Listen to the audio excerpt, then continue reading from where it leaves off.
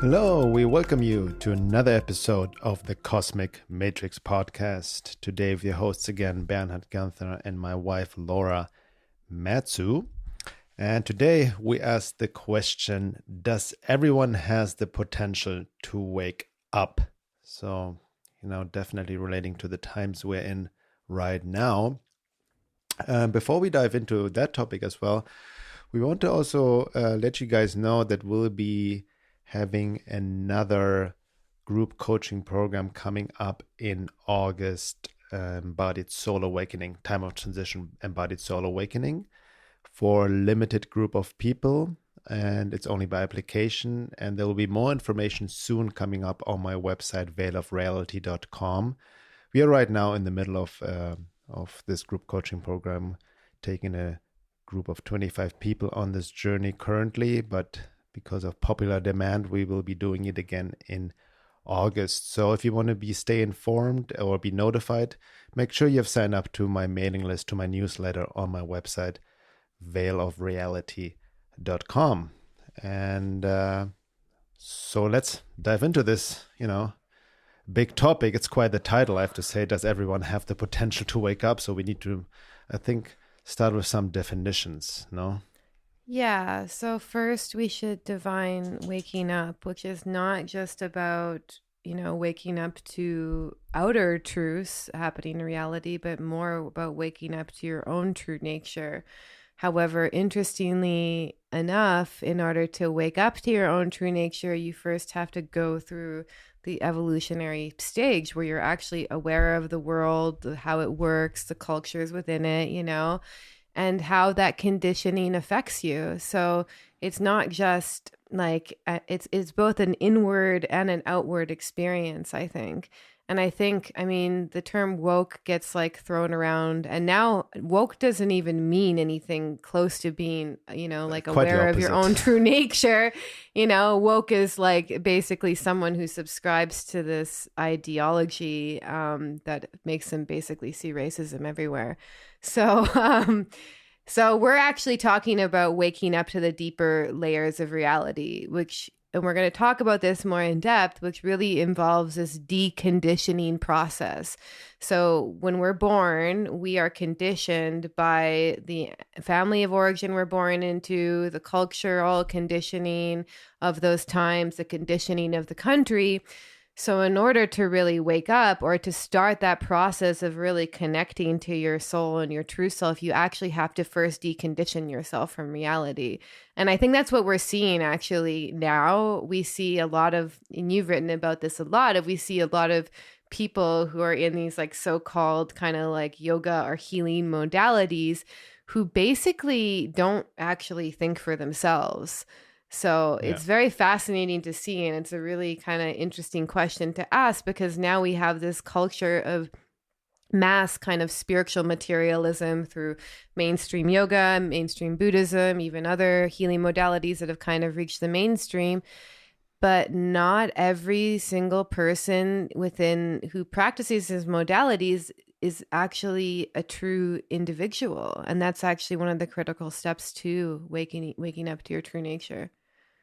Yeah, as you described that, very good points, which we all need to dive into. But, going back to the question, does everyone have the potential to wake up? So as you just mentioned, waking up, there are different levels to wake up. But before we can actually wake up, quote unquote, or engage in the process of awakening, we need to acknowledge that we are asleep. Yes. There's a famous quote by Gurdjieff that most people, are dreaming, sleepwalking, or they're sleepwalking, dreaming to be awake. So that's the sleeping state we're in, dreaming to be awake, as most people find themselves. Yeah. And going back to the question, does everyone have the potential to wake up? Well, in light of the evolution of consciousness in the bigger picture, everyone, yes, has the potential. But we are really relating this question to this time you're in right now, to this current cycle or incarnation, so to speak. Because the awakening process, the process of soul embodiment, soul evolution, goes over lifetimes and lifetimes and lifetimes. So we need to define what does it mean to be awake? And in the true, ironically, you mentioned, a lot of popular yoga teachers and, or even spiritual teachers who go along with the agenda right now. what's happening in the world. I spelled out the COVID cult and just mindlessly follow authority, listening to the big pharma medical mafia establishment to take an experimental vax and all of that. They go along with it. So the irony, because I mentioned yogis, is, true to be truly awake, meaning is union with the divine, right? That's the ultimate awakened state. Yes. That's why in that sense, and I've said this many times before, I don't consider myself awake in the true meaning of the word, complete union with the divine, enlightenment, and all of that, what all the various enlightened masters have experienced and talked about, which you even cannot even put into words because language loses its meaning. It cannot be conceptualized. Well, I'm going to try to put it into words later. We can try to put it into words. We will, there's words can hint at it, so to speak, right? Yes, exactly. But I would even challenge the view that even in our current state of being of humanity, even if you achieve enlightenment, if many masters have achieved it, that's still not the end state of a true awakening, because as Sri Aurobindo said, we're just in a transitional phase. Humanity or man is a transitional being. We haven't finished evolution. So the ultimate awakened state is a complete spiritualization of your being, of completely having conquered and even transcended death. Yes. Right? Which we are not even close. But we can still work on these various evolutionary stages. Exactly. And especially deconditioning from the consensus state, which I really want to get into. Yeah. And individuating and then moving into the spiritualized state. So we can still reach, I think, even though times are really chaotic, from a tantric Buddhist perspective, the more chaos in the world, the more materials for self-work and to wake up, because you have more stuff to work with, and that's really the path, is not thinking that like your journey is going to go easy and you can just escape to the Himalayas and get enlightened. No. Actually, even though I don't want to live in a city, the best place to be a bodhisattva and to practice the work is in the middle of the city, because it's also the hardest, right? And we even see that when we go on trips to big cities, and I'm like, whoa, the consciousness here is just like, we live dense. It's very dense, and like this has been my experience going back to cities ever since I kind of committed myself to the quote unquote spiritual path. I would come back from like Peru and go in the city, and I would just see people just not in their bodies, just living out as almost like these cartoon personalities that were so disconnected from soul and spirit. And it was just fascinating to see it with these new eyes, because I think in my own way, like I had checked out to connecting to the outer reality as my own trauma response, So when you start to really see that, and also I think when you start to change your own consciousness and then relate to the everyday people, it can be quite almost like alarming from a soul perspective, because you really see that there is, like you said, a lot of people sleepwalking and thinking that they're awake, but the soul is like barely there. Yeah. So again, if you really look into this process of awakening and time, the potential to wake up, we can look at it from different lenses, as you just mentioned. First of all, the understanding that awakening is a process. So there are different levels of awakening, like you just mentioned. And first of all, there's a deconditioning, deprogramming on the very basic level of cultural, social programming, right? Yes. We have been conditioned, programmed, brainwashed since childhood with the reality or even history of the world that's not true. Right? Yes. And the reality also of our parents. Exactly. So all of that. So there's a basic deconditioning. So it also entails seeking quote unquote truth externally, as most people engage, questioning the world, what we've been told and taught. And then these times we're in right now, as you said, as the matrix is clamping down with more propaganda, lies, it actually helps the awakening process, because it makes a lot of more people who have the true potential to question what is going on. Yes. And that's really the prerequisite. And I mentioned again that the ultimate prerequisite and to engage in the awakening process, you need to admit to yourself, hold on, I am conditioned. I'm not fully aware. I'm sleepwalking. There's a lot of things I believe. I need to question my beliefs, right? And what I've been told and taught. That's like the very basics right now. Yeah.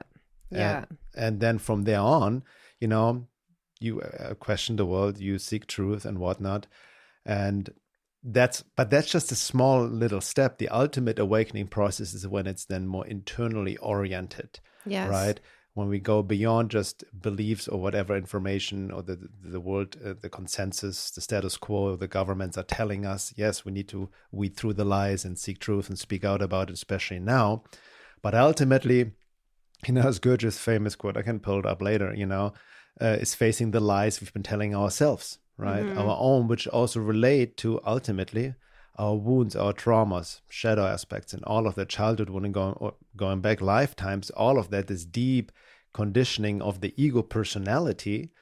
And that work is not easy work. It's called the great work for a reason. And that's, maybe should I start talking about the different evolutionary conditions? Yeah. Because this is very related to what you said. So we've talked about this on the previous podcast, so please listen to that also for some context.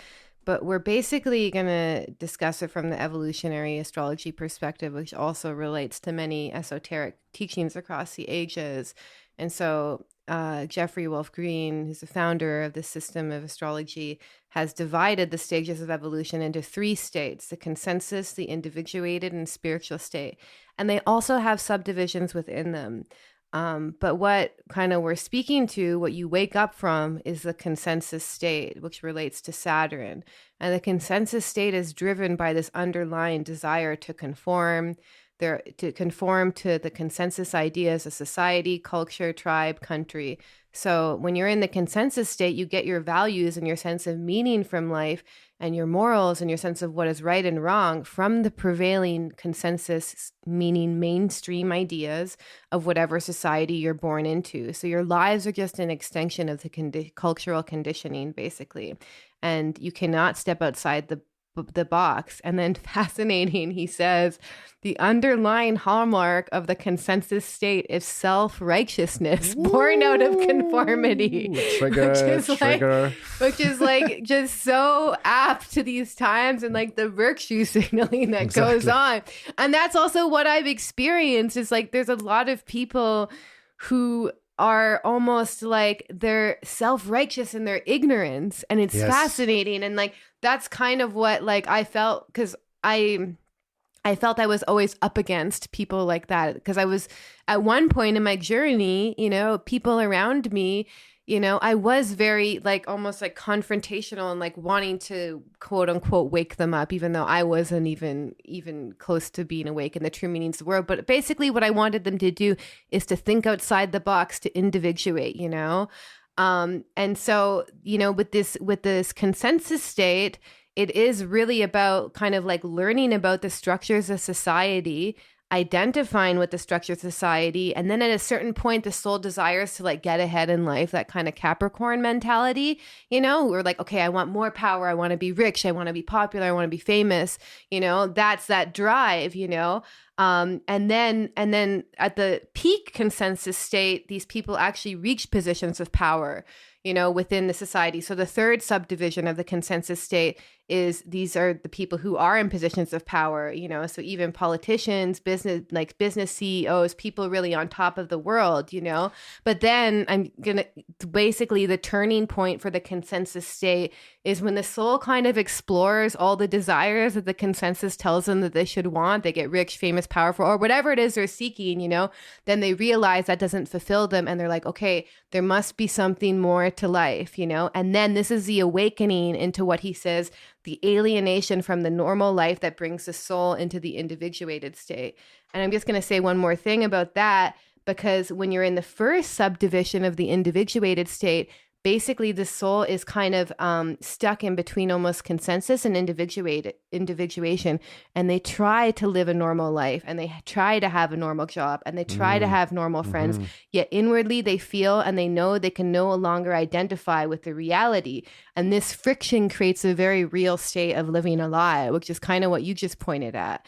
So that's kind of what happens when you move from consensus to individuation, is you try and like, because the consensus state is so comfortable for you and it provides a sense of security because you're used to it, to individuate within that can like, to take that next step, it can cause a lot of friction, because inwardly you may be listening to podcasts, you may be going to workshops, you may be learning things that are outside of the consensus state. Maybe even people listening to this podcast are in that place, yet at the same time, they're still living in that consensus reality, which I find really fascinating. Yeah. So that's really fascinating. I also read this recently in the book you showed me, Evolutionary Astrology by Jeffrey Wolf Green. Really a lot of gnosis, literally, I would say, not knowledge and gnosis he downloaded. This guy's a fascinating person in himself, right? Yeah, he's weird, definitely a character. But he is really if you look at his personal story, it's really fascinating how he came across this knowledge too. Because I'm pointing that out because it is mirrored in various different esoteric traditions as well. And here's the point, really, when we talk about, especially in this day and age, does everyone have the potential to wake up, right? We do the best to speak truth, to spread seeds of awareness, to help humanity wake up to what's really going on.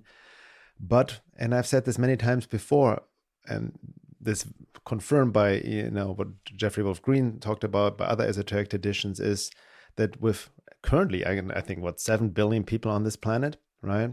There are vast different levels of soul evolution, soul embodiment, levels of consciousness. Exactly, yeah. And the biggest mistake or illusion, many of us, I'm not taking myself out of the equation, we have done this for a long time, is that we assume that everybody is the same, that everybody can just awaken if we just give them the right information or the right conditions, situation and whatnot, just convince them, everything will be fine. But the issue with this is, number one, we actually project, from a basic Jungian perspective even, project our soul potential onto others that don't necessarily have it. Yeah. Right? So, and then you can also, because this whole ties into another spiritual truth, higher truth that's completely abused, especially in New Age pop spiritual teachings, the idea that we are one. And yes, we are one, all is one, everything is a play of God, experiencing we are all himself from subjectively. The same source, is that's what it means. Exactly. Which doesn't mean, in this 3D density of this human experience, that we're all the same. Yeah. There are vast different levels of being. And there's vast different levels of connection to that source. Exactly. So does everyone have the potential to wake up in this incarnation cycle right now? No. And it's completely fine. There's no error. This is the way it is from the light of the evolution of consciousness. Yes. As you just described, really fascinating, the different states. There's even another one below the consensus state you mentioned, right? Oh, yeah. So the dimly evolved state, which is very offensive to he literally calls it dimly. Is it dimly evolved? So and it's basically correct. Either you've basically just evolved from another form, or you could have de-evolved in a higher human form. So this is people who have real disabilities. Maybe they just well. graduated from the animals. That's what they say. Kingdom. People with disabilities, basically. Mm-hmm. Even people with because he says that a lot of them so actually offensive. are marked by a joy and innocence, and that's actually what I see in people with Down syndrome. There's a purity to them, although they don't have the same level of self-awareness, but it's fast anyway. So there's a small percentage below the individuated state, the consensus state. Exactly. So what I'm just trying to get at, obviously this ties into another concept I've been talking and writing about it a lot. Followers of my work on veilofreality.com know about this topic: organic portals, soulless humans. Right. Tom Montauk has also written about this. I also recommend his article, Spiritless Humans. I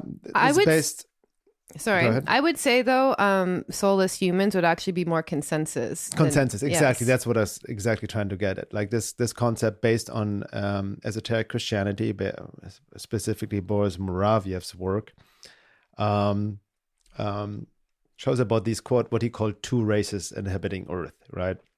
And you can totally relate it to the consensus state. And it's the difference between Adamic man and pre-Adamic man. Adamic man being soul individuals that have the potential to wake up, right? Mm-hmm. Potential meaning it just awakening doesn't happen by itself. As you mentioned before, the soul, the psychic being within the soul makes itself heard, and there's a drive to engage in the great work because it takes effort to wake up. Conscious evolution doesn't happen by itself. You need to engage it consciously through the inner work, through the great work, right? Definitely, yeah. And pre-Adamic man does not have that soul potential. And basically, you can reference pre-Adamic man to the consensus state of people who actually only live, you can use the chakra, let's just use a chakra model, on the first three chakras. Right? Yeah. The root, the solar plexus, the root, the solar plexus, and the sacral. The sacral, thank you. So basically just physical ego consciousness. Yes. And that's all they can perceive and see the reality through. So they have not even the capability nor the inner wiring at all to perceive any spiritual truths. They will deny. They are the atheists. So from their point of view, their state of evolution, where they're at, without being able to activate the higher centers in their current state of evolution, they speak truth. You cannot, from their point of the way they experience the world. Yeah. So they deny spirituality and all of that. They can mimic it. That's another point of view. Organic portals, they can mimic it, right? But they don't embody, they don't truly live it. But they exist in this lower state, so to speak, which is not low in the sense of bad or negative, because we've all been there, because it's part of the evolution of consciousness. And from the esoteric tradition also, in light of organic portals, they all don't have an individuated soul. They are connected to like a group soul, right? Like similar to the animal or the plant kingdom. There's no true individuated soul, and that completely correlates and ties into the idea of the consensus state, right? Yes. The herd mentality, basically. Yeah, exactly. And they can only engage with spirituality through the consensus religion. So if the consensus tells them going to church is good, then they can go to church, but they can't actually grasp any deeper truths or meaning within that. Yeah. But once you start to reach the higher strata of the consensus state, then basically the soul progressively both loses its desire to fit in and also starts asking, okay, is there something more to life than the consensus has told me?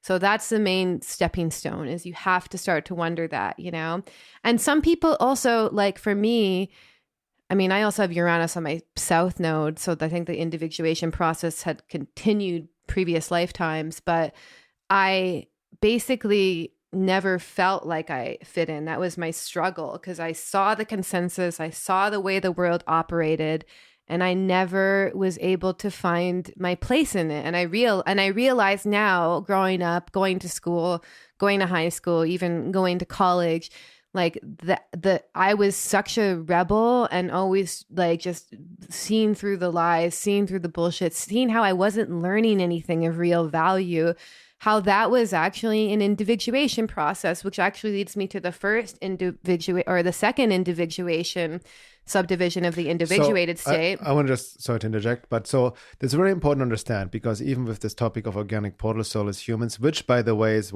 still the most read blog I've ever written. There's a lot of resources in there, so for you to check out as well. I'm talking to the listener, but I have to say it also as a disclaimer, it's been the most distorted, almost abused article or topic, because if you don't really understand, you don't have a certain level of awareness and being and really understand, not just intellectually, you can easily distort this knowledge and use it as a weapon, right? You can then judge people or call, organic portals or consensus state people or whatever are not evil themselves. They're not the psychopaths. No. Everybody, and I've even read this, wrote this in the article, every single person is on a level of the consensus state or organic portal, even soul individuals, until they actively, consciously engage in the process of individuation, engage in the inner work, esoteric work, the great work to wake up. The soul has to want that.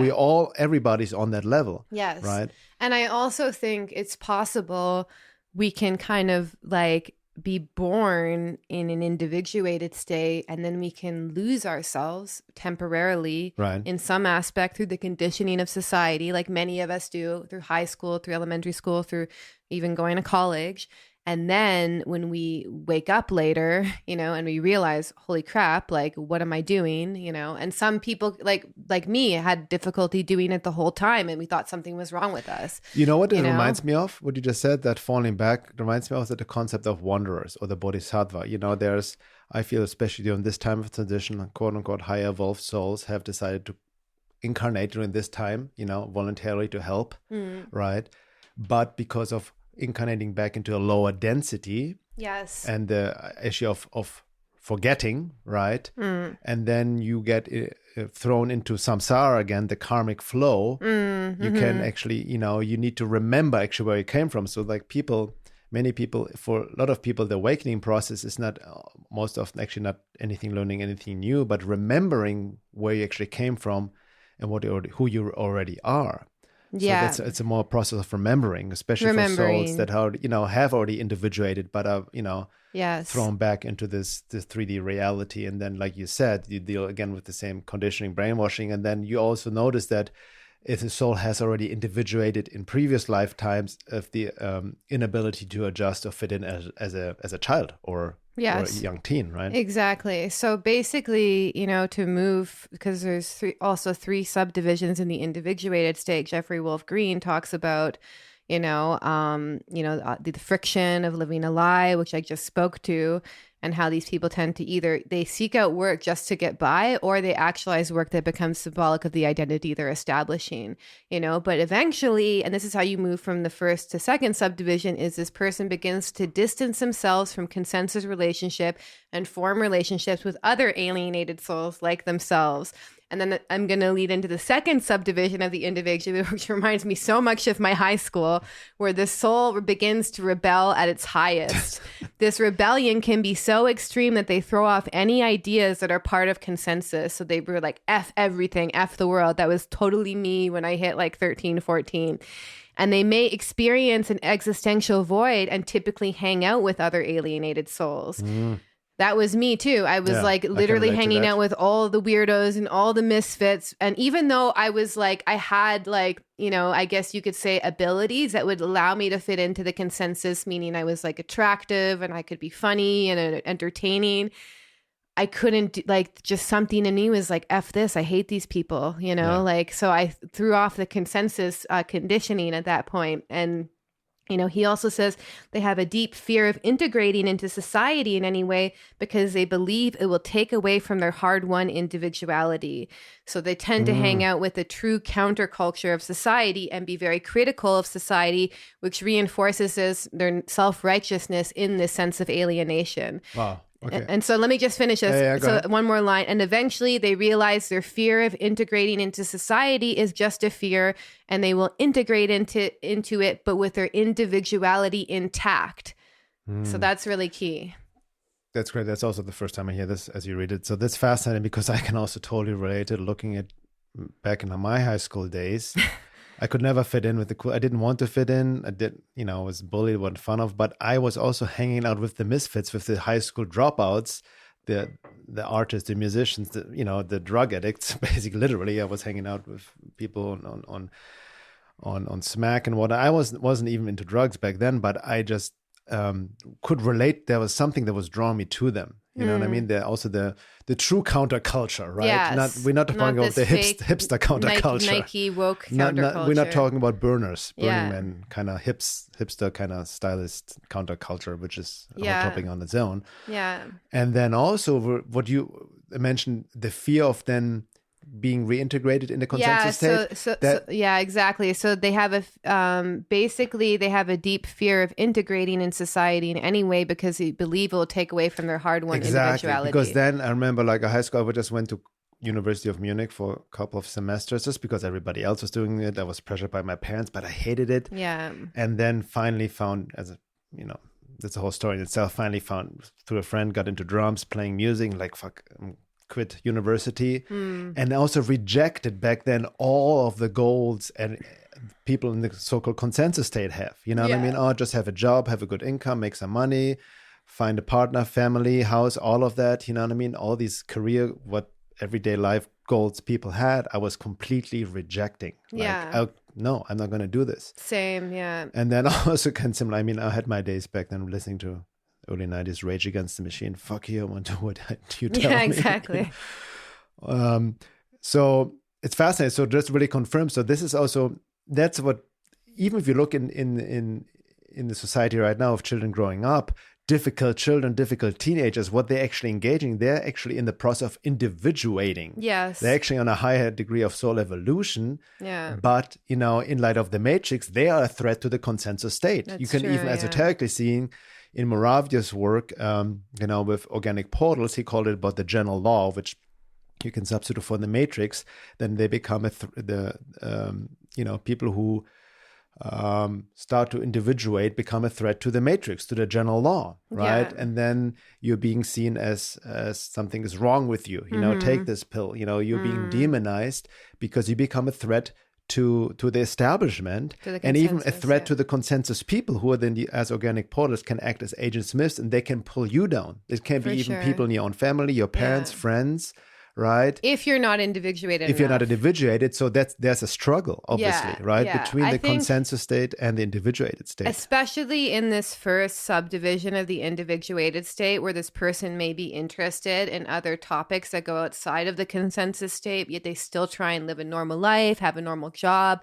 I think that's like the push and pull. But when you reach this subdivision of the individuated state and you really begin to rebel, it was just so confirming for like pretty much my whole, once I hit preteens, because I was always like the kid who like, they knew I was smart, but I never paid attention. I never listened to the rules. And it was so frustrating. That was like the critique I got from every single teacher is like, oh, she has so much potential, but she's not using it. Potential to make it big in the consensus state. To make it big in the consensus state. And then, I never cared because I was like, for me, it was just in my soul, I could be like, I could see through the bullshit. It was not possible for me to get along in the consensus state because I think you have to have that desire to conform. You have to have that desire to get ahead in the way that the consensus is set up. And I never had that, And basically, then you move into the third subdivision of the individuated state eventually, where you integrate back in society, but you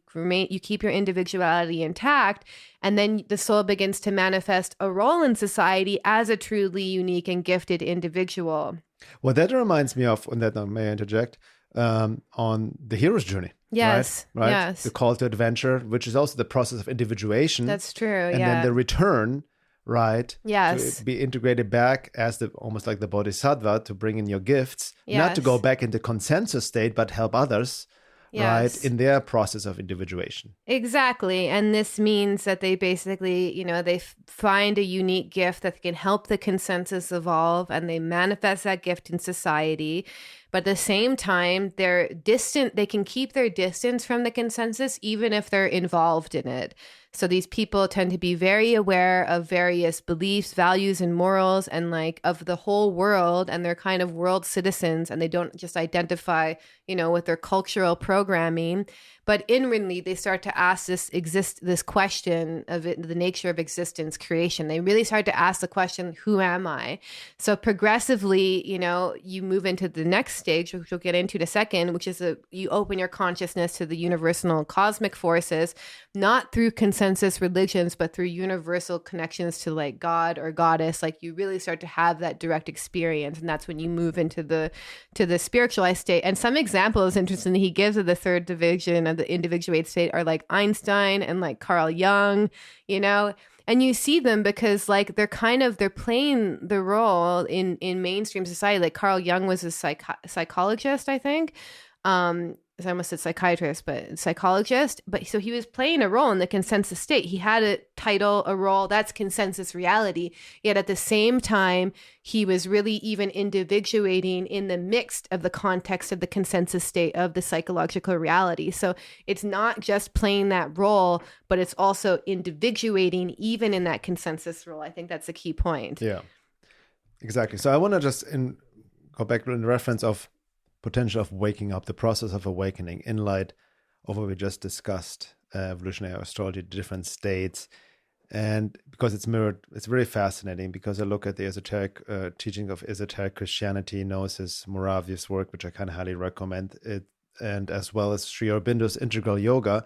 He also talks exactly about that. Right? It's very confirming that in light of his integral yoga teachings, the evolution of consciousness, the awakening process, right, to bring the psychic being to the front, to unite with the divine, you have first even said have to get out of the crowd. He literally said out of the crowd is the consensus state. You have to first individuate yourself, yes, separate yourself from the crowd, build a healthy ego, and really, consciously approach separation with boundaries from the consensus state, from the crowd, from the hive mind. Exactly. In integral yoga as well, before you can actually engage in the higher work, in the spiritual work, right? Yeah. To really unite with the divine and then really dismantle the ego and become unified on a much higher level. Exactly. And that's what people miss, right? People try to sidestep even pop spirituality, new age distortion of spirituality. People try to get from the consensus state straight to the spiritual self, and that's not possible. You're engaging in spiritual bypassing. Yes. Right? You have to consciously engage in the process of individuation, which also implies to consciously create a healthy ego, a healthy separated sense of self, which sounds paradoxical, right? To the spiritual path, because we're always being told the ego is bad and all of that. Well, the ego is mostly what we call the bad ego. It's a neurotic ego with all our conditioning, wounding, and programming and trauma responses. That's what we need to work through to come to a healthy sense of self, and then engage in the great work to spiritualize our being. Even Carl Jung said, I remember his famous quote, I'm paraphrasing, the first half of your life is to develop a healthy ego, and the second part of your life is to destroy it again or get rid of it in light of, spiritualizing. And you can, not just in one lifetime, but over lifetimes. Exactly. So I really want to point this out, these different phases of the evolution of consciousness, and even going deeper, in light of the different densities, so to speak, in light of the illusion of consciousness, starting with matter, stone, up to the plant, animal kingdom, human, then humanity, the human being, up to the spiritual state and beyond. So you go 1D, 2D, 3D, 4D, 5D, all of that. And it's very fascinating because, again, understanding that we are one but not all the same, like a lot of people that walk the earth are in a very dimly evolved state that are literally people, also ties into organic poles that just have graduated the animal plant kingdom, their first incarnation as a human being. So naturally, they're just here to explore physical reality. Yes. They have no ability or capability to access the higher centers or develop them. That happens over lifetime and lifetimes. And I like how he points it out, then within that, there are all kinds of graduation. You know what I mean? It's not that black and white, that there's all evolved people, with soul potential and organic portals. It's not that dual, this binary. It's very more nuanced, and there's vast different levels of soul development within that. Like these subdivisions are like what he points out as well. Yeah. So that's very important to understand. And that's really important to keep in mind in light of what's happening right now in the world. Yeah. Right? With this crackdown of the matrix, the new world order, the COVID cult and the vaccinations and all the woke ideologies. What's happening now is actually very fascinating in a positive sense. Everybody's true level of being is being exposed of where they're at. Yes. Right? Because I don't care how popular people are. Oh, let's correct back a bit, go back there a little bit, what you mentioned before. It's really fascinating, and Jeffrey Wolf Green talked about the consensus state. Then when we talk about people, famous people, popular, people are popular, truly famous celebrities, rock stars, musicians, even rock stars, spiritual leaders, who knows? They're peak consensus They're state. peak consensus state. You can only be popular if you're still part of the consensus state, Yes, because they are an exactly. expression of that and you relate to that. Exactly. If you're truly individuated, the more soul embodied you are, the true individuated, the less famous you're actually able to get, unless you regress back and quote unquote sell your soul, so you appeal to the consensus state again. Yes, if you're truly individuate, it's actually the other way around. The consensus state will reject you, attack you, and try to tear you down. At least or ignore you because they cannot relate anyway. Yeah, at least at certain stages, because he does, which I think we're probably just going to have to get into the second hour, he does talk about the different spiritual states as well. And as you progress, the highest level of spiritual state is Jesus or Buddha or these Sri Aurobindo or something, where then you begin to radiate this source energy, and then you start to work with the community, and then slowly your influence expands beyond your death. So I think there is a point where I mean, Sri Aurobindo, even he's very well known, you know, but he's still not like consensus well known. No, you know. But anyway, we'll have to get into that second hour. But the main thing is like this point of individuation, you know, and then you also have to separate yourself from consensus reality as well.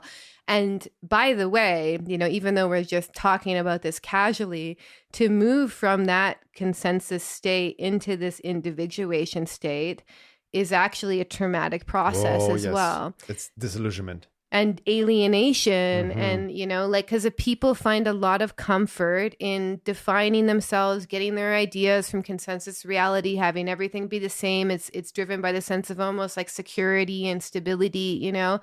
So the moment that you truly start to move into this individuated state, you're in this place of tremendous insecurity. You also don't have the comfort of your friend group and your peers to give you validation or back you up, you know.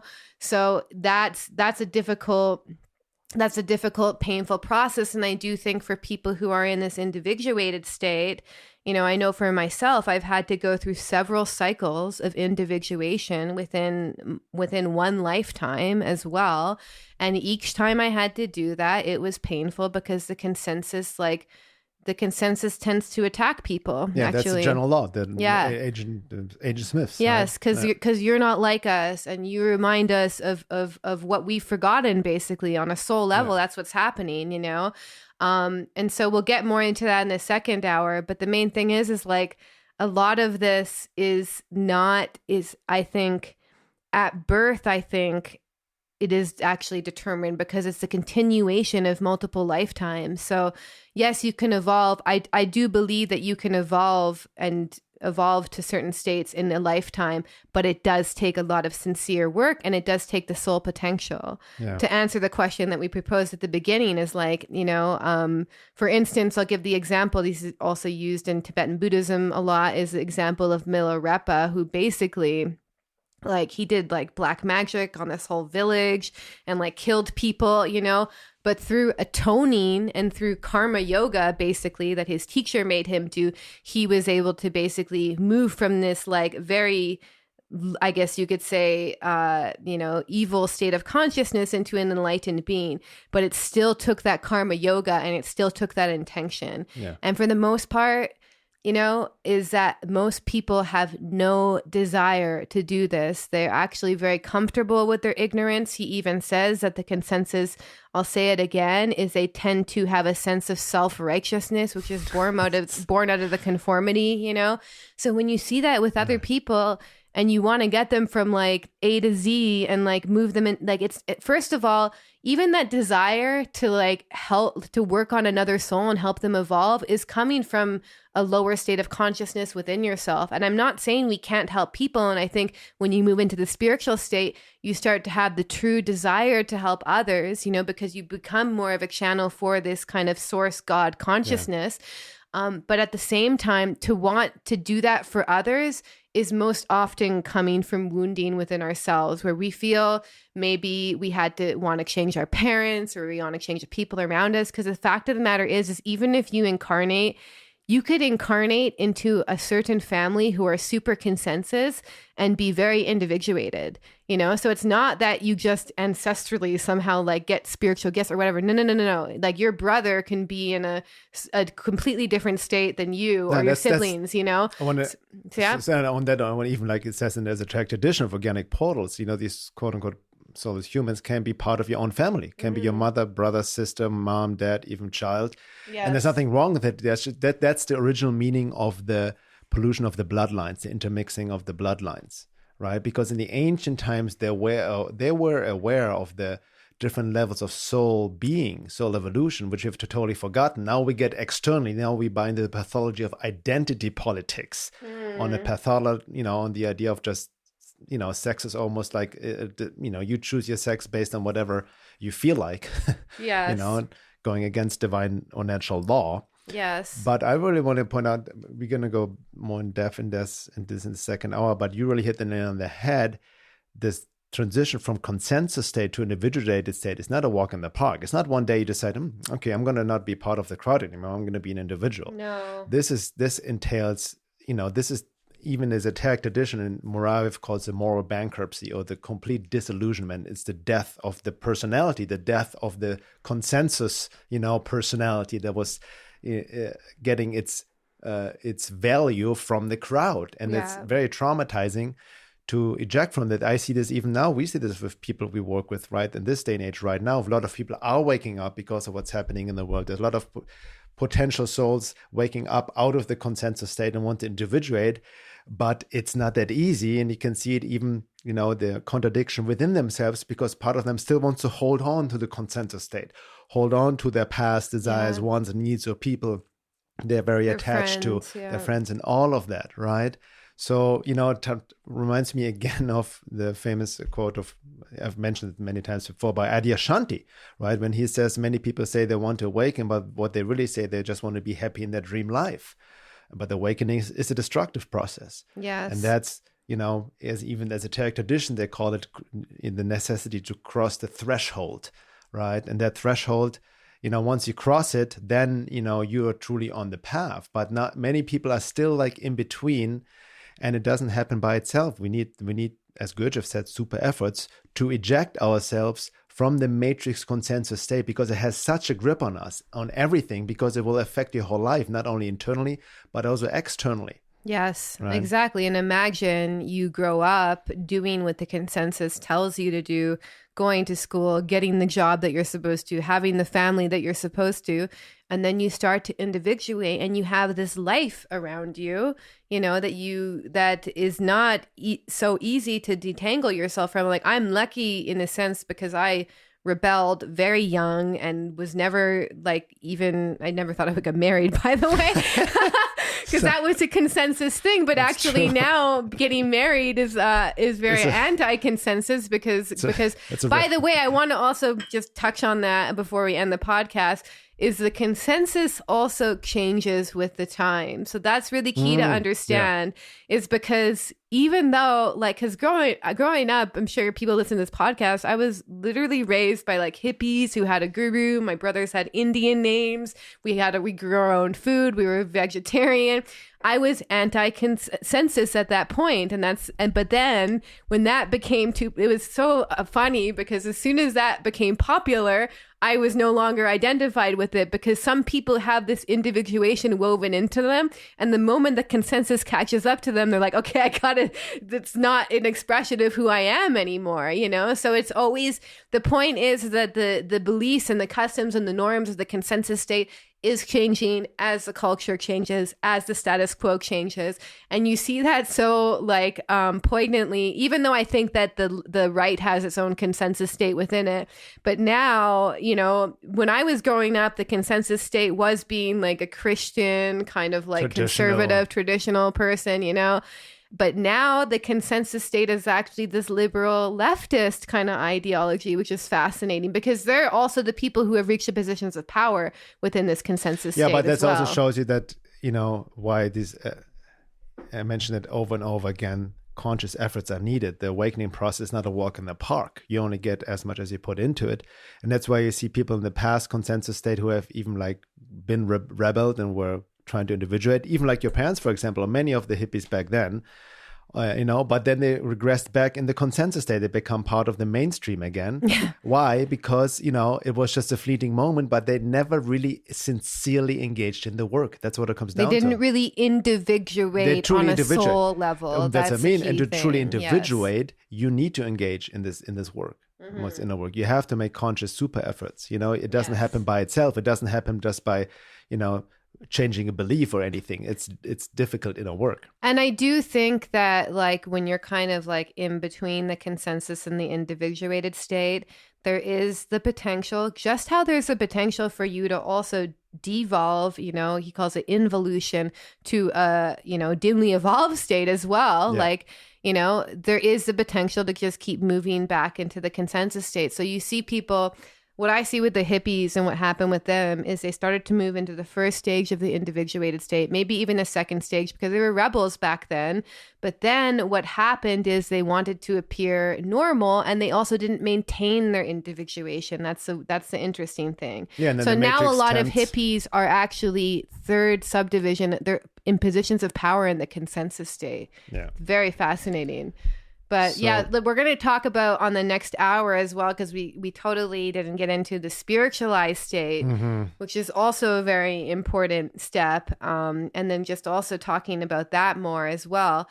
And then it also just, that's why it takes a certain type of person to really commit to the spiritual path. Like you really have to have some sincere desire within you to unite with God or source or whatever you want to call it, to unite from the place in which you came. So that sincerity is key and it comes from the soul. Exactly. So we'll talk about that as well. And I also want to touch upon, in light of the times we're in right now, especially a lot of the topic of vaccination, the COVID cult and all of that is on people's mind. And a lot of people, are very, sad or disturbed or dealing with family members getting the jab and how to deal with that, and friends and families in this splitting of humanity we're in right now, how to deal with that and how can we truly again help people wake up.